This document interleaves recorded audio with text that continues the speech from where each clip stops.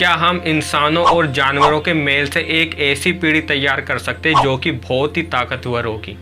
क्या ऐसा पॉसिबल है?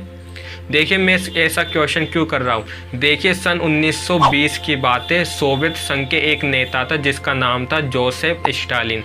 वो क्या चाहता था कि वो इंसानों और वानर के बीच में मेल कराकर एक ऐसी पीढ़ी तैयार करना चाहता था, एक तरीके से एक ऐसी आर्मी बनाना चाहता था जिसको कोई भी ना हरा सके और जिसको कोई भी दर्द ना हो, यहाँ तक कि जिसको ज़्यादा खाने पीने की भी ज़रूरत ना हो। वो एक ऐसी पीढ़ी तैयार करना चाहता था। इसलिए स्टालिन ने एक बहुत बड़े वैज्ञानिक जिसका नाम था इवानोविच, उसने आदेश दिया कि तुम वानर और मनुष्य के बीच में संक्रमण कराकर एक ऐसी पीढ़ी तैयार करो जिसको कोई भी दर्द ना हो, जो कि बहुत ताकतवर हो और जिसको कोई भी ना हरा सके। तो इवानोविच ने प्रैक्टिकल करना स्टार्ट कर दिया। उस सबसे पहला प्रैक्टिकल में उसने क्या किया, 3 मादा चिंपांजी लिए। ठीक है ना, ये चिंपांजी एक बंदर की ही प्रजाति होती है। तो 3 मादा चिंपांजी लिए और उनको मनुष्य के स्पर्म से प्रेग्नेंट करने की कोशिश की, लेकिन वो प्रयोग असफल रहा क्योंकि कोई भी जो भी चिंपांजी था वो गर्भवती नहीं हुई थी। तो ये प्रयोग असफल रहा। अब देखिए, जानवर को इंसान के स्पर्म से प्रेग्नेंट करने का जो ये प्रैक्टिकल था वो तो फेल हो गया। तो वो क्या चाहता था, एक लेडी को नर वानर के स्पर्म से प्रेग्नेंट करना चाहता था।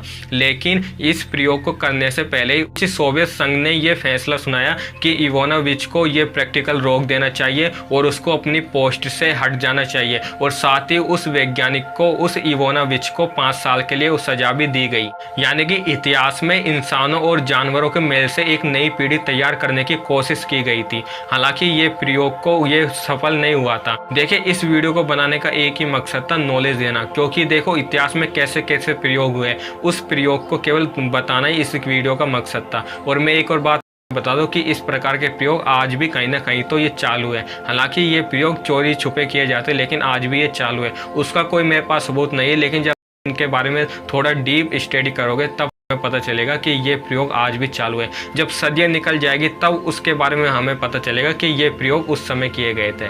ठीक है ना। देखिए, आज के समय में ये प्रयोग होते हैं तो चोरी छुपे किए जाते हैं, ठीक है ना। लेकिन फ्यूचर में ये सभी प्रयोग खुलेआम किए जाएंगे। मैं ऐसा क्यों बोल रहा हूँ ये उसके बारे में बताता हूँ। देखिए, पहले मनुष्य क्या सोचता था कि 2 पौधों को मिलाकर नई पीढ़ी तैयार, मतलब थोड़ा इम्पॉसिबल लगता है। लेकिन मनुष्य ने क्या किया, 2 अलग अलग कैटेगरी के पौधों को मिलाकर एक नई पीढ़ी तैयार कर दी। ठीक है ना, आज भी ऐसा होता है। और आजकल ये भी किया जाता है कि 2 अलग अलग कैटेगरी के जानवरों को मिलाकर नई पीढ़ी तैयार की जाती है। मतलब कि एक जानवर का स्पर्म दूसरी कैटेगरी के जानवर में लगा दिया जाता है, जिससे नई पीढ़ी तैयार होती है। ये आजकल तो मतलब खुलेआम होता है, ठीक है ना। और ये काम लीगल भी है, ठीक है। ये प्रयोग केवल जानवरों तक ही सीमित है, लेकिन फ्यूचर में ऐसा भी होगा कि जानवरों को और इंसानों को मिलाकर भी नई पीढ़ी तैयार की जाएगी। जैसा कि मैंने इस प्रयोग में बताया था कि ये प्रयोग भी किए गए थे और ये फ्यूचर में भी ऐसा प्रयोग किए जाएंगे कि जब इंसानों और जानवरों को मिलाकर नई पीढ़ी तैयार की जाएगी। और आने वाले समय में पता है क्या होगा, मेन के स्पर्म से मादा जानवरों को प्रेग्नेंट किया जाएगा और उससे नई पीढ़ी तैयार की जाएगी।